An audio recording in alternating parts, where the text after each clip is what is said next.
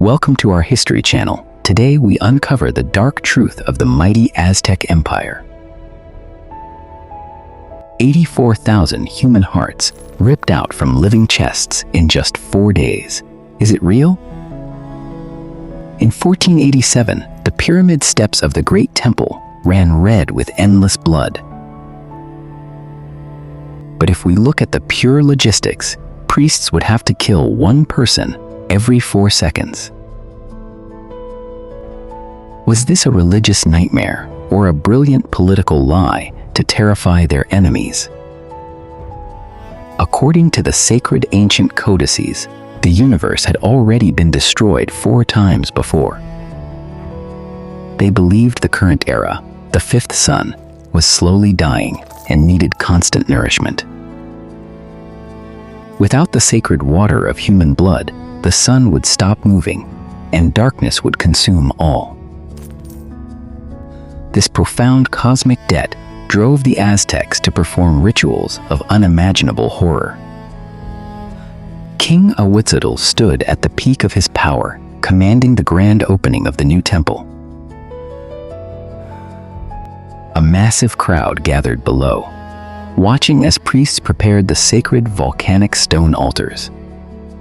The drumming echoed like a giant heartbeat, drowning out the cries of the terrified captives. With a swift strike of an obsidian knife, the priest shattered the chest cavity of the victim. The still-beating heart was raised to the sky, offered directly to the ravenous sun god. Legends claim this gruesome cycle continued day and night without a single moment of rest. For 96 hours straight, rivers of dark blood supposedly washed down the steep stone steps. The terrifying scent of iron and death blanketed the majestic capital of Tenochtitlan. Can you imagine the sheer terror of standing in that endless line, waiting for your cruel death? The lifeless bodies were tossed down the pyramid, a brutal display of absolute divine power. Historical accounts describe a chaotic scene where butchered remains were completely discarded. This grand spectacle of death cemented King Ahuitzotl as the supreme ruler of the known world. But modern historians raise a critical question about this terrifying historical account. Where did the Aztecs find tens of thousands of prisoners to slaughter in such a short time? A massive empire requires countless laborers. Wasting them all defies basic economic logic. The answer lies in a uniquely brutal military strategy known as the Sacred Flower Wars. Unlike traditional conquests, these battles were never fought to destroy the enemy or take land. Instead, they were highly choreographed engagements with neighboring states like Tlaxcala. The Aztec Empire purposely left these smaller nations unconquered to serve as hunting grounds. Elite jaguar and eagle knights entered the battlefield with one specific, terrifying goal. They did not want to kill, they needed to capture the strongest and healthiest warriors alive. Armed with the macuahuitl, a wooden club lined with razor-sharp volcanic glass blades. They skillfully used the flat side of their heavy weapons to knock their opponents unconscious. A warrior gained the highest social status only by bringing back living, breathing captives. The defeated soldiers were bound tightly with thick ropes and marched back to the grand capital. These captives were treated as sacred vessels, destined to pay the ultimate price for the world. They were often paraded through the massive streets, showcasing the overwhelming military might. But let us return to the staggering claim of 84,000 deaths in just 4 days. archaeologists have analyzed the physical mechanics required for such an extreme massacre. If 4 altars operated simultaneously, a person had to die every 4 seconds. The human body is remarkably tough. Cutting through a ribcage requires immense physical strength. The obsidian blades, while incredibly sharp, would quickly chip and break against solid bone. The priests would face complete biological exhaustion within hours of starting the dark ritual. Furthermore, disposing of that many corpses in a city built on a lake would cause massive plague. The logistical nightmare of moving 80,000 bodies makes the ancient legend impossible. Therefore, the official numbers recorded by Aztec historians simply cannot be physically true. Why would a mighty empire deliberately exaggerate the scale of their own horrifying rituals? The brutal truth is that King Ahuitzotl was executing a masterpiece of psychological warfare. By inflating the death toll, he sent a chilling message of absolute dominance to his rivals. Rebel leaders from rival provinces were forced to attend the ceremony and witness the horror. Watching the endless slaughter paralyzed their minds with fear, crushing any thought of rebellion. The massive numbers were a deliberate propaganda tool to maintain control over a vast region. It was a carefully calculated reign of terror designed to keep a vast empire firmly in check.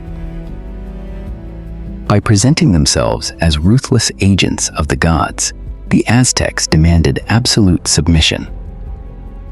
No vassal state dared to withhold their heavy tribute when threatened with the sacrificial knife. However, this strategy of state-sponsored terrorism carried a massive, hidden political cost.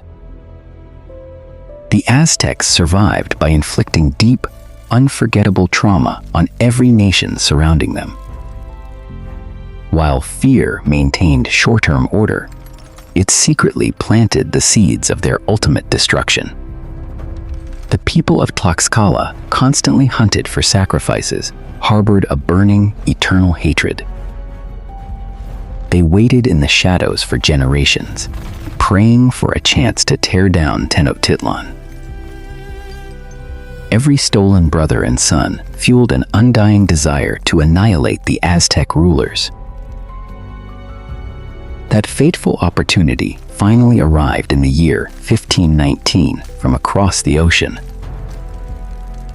Hernan Cortés and his Spanish conquistadors landed on the shores with armor, guns, and horses. The indigenous people were initially terrified of these strange foreigners and their loud weapons. But 500 foreign soldiers could never conquer a fortified city of 200,000. The Spanish quickly realized the intense political fracture caused by the Aztecs' bloody rituals. Cortés did not win through superior European tactics. He weaponized indigenous resentment. He forged a powerful, deadly alliance with the Tlaxcalans and other oppressed native tribes. Thousands of Tlaxcalan warriors eagerly joined the Spanish forces to exact their bloody revenge. The massive invading army marched toward the Great Lake, determined to end the era of terror. The Spaniards used the gruesome reality of human sacrifice to justify their ruthless invasion.